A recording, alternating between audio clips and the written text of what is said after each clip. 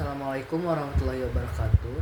Nama saya Davian Alif Alfawas dari kelas 7B akan membuat tugas video wawancara informatika mengenai perkembangan teknologi.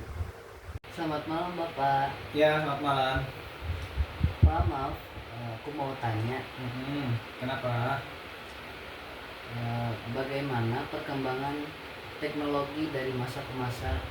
Ya, perkembangan teknologi dari masa ke masa itu kan banyak ya dan panjang, diawali dari era prasejarah sampai ke abad pertengahan, sampai ke revolusi industri, sampai sekarang udah masuk ke zaman AI ya.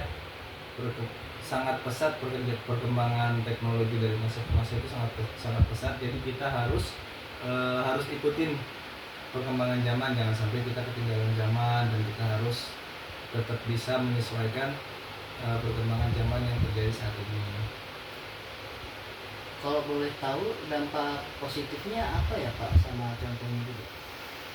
Ya, dampak positif dari perkembangan teknologi dan informatika ya khususnya untuk pada saat ini adalah yang pertama, komunikasi jadi instan dan tanpa batas ya. Kalau dari zaman internet sekarang itu kan, dulu kirim surat butuh waktu berminggu-minggu, telepon biayanya mahal.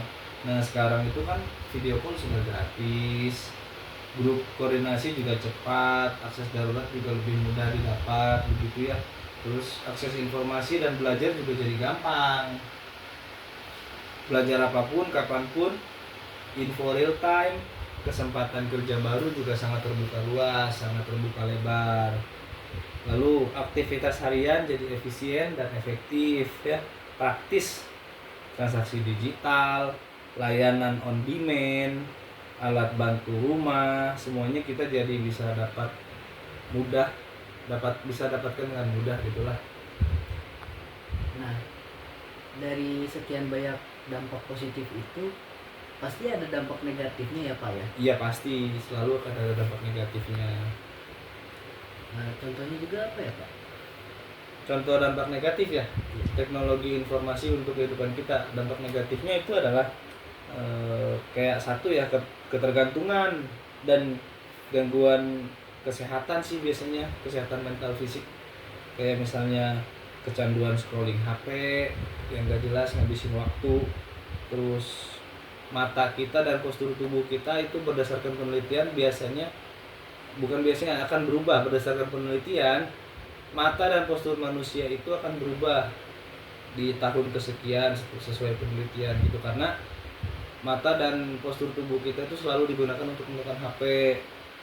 Terus ya yang begitu, data bocor, penipuan online, jejak digital, terus interaksi sosial dan skill dasar menurun. Ya kayak interaksi sosial, kayak misalnya kemampuan kita berbicara dengan teman, dengan orang tua, dengan masyarakat, dengan sosial, itu akan menurun dalam arti karena kita selalu kebiasaan menggunakan handphone. Komunikasi pun kebiasaan menggunakan WhatsApp dan sosial media gitu. Jadi kemampuan kita untuk bersosialisasi juga menurun karena kita juga jadi tidak punya kemampuan untuk bicara, ngobrol bersama teman, saudara, keluarga gitu ya. Oh baik Pak. Ya, dampak negatifnya seperti itu.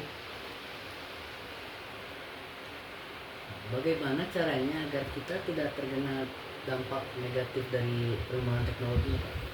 Ya, caranya biar kita tidak terkena dampak negatif ya terhadap perkembangan teknologi itu. Kalau saya di rumah ya, satu, buat aturan main handphone dan media sosial. Contohnya batasi notifikasi, screen time dan app timer, zona bebas HP. Artinya zona bebas HP itu di ruangan ini tidak boleh pegang HP, tidak boleh pegang gadget.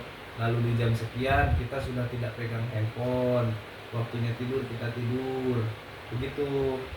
Terus jaga privasi dan dompet biar aman. Misalnya jangan asal klik, ada apa-apa, misalnya ada iklan yang katanya bisa dapat 10 juta, kita klik, ternyata terkonek ke m-banking kita atau ke e-wallet kita. Nah itu bahaya, banyak penipuan.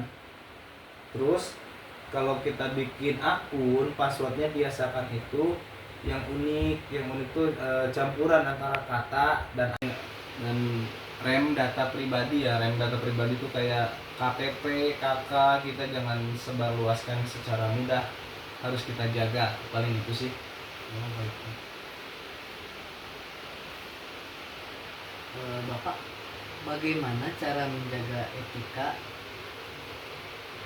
yang baik agar perkembangan teknologi bermanfaat dan berdampak positif bagi kita?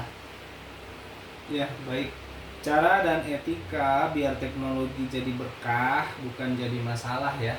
Begitu kan ya? Ya. Satu, pakai tujuan dengan jelas. Teknologi itu alat bantu, bukan majikan ya. Yang kedua, etika ke orang lain.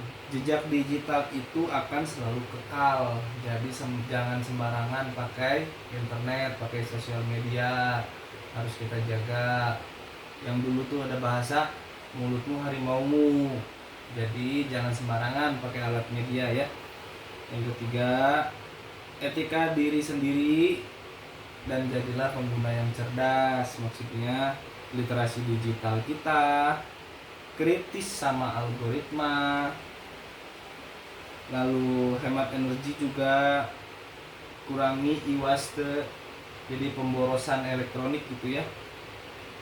Pakai buat sebagai alat bantu, membantu sesama, yang begitu ya. Kayak prinsip paling simpelnya adalah kalau kamu nggak diperlakukan begitu di dunia nyata, jangan lakukan di dunia maya. Prinsipnya begitu. Teknologi bakal kencang terus larinya. Yang bikin positif atau negatif itu cara kita megang teknologi itu sendiri ya. Oh, baik Bapak. Terima kasih telah memberi waktunya. Ya.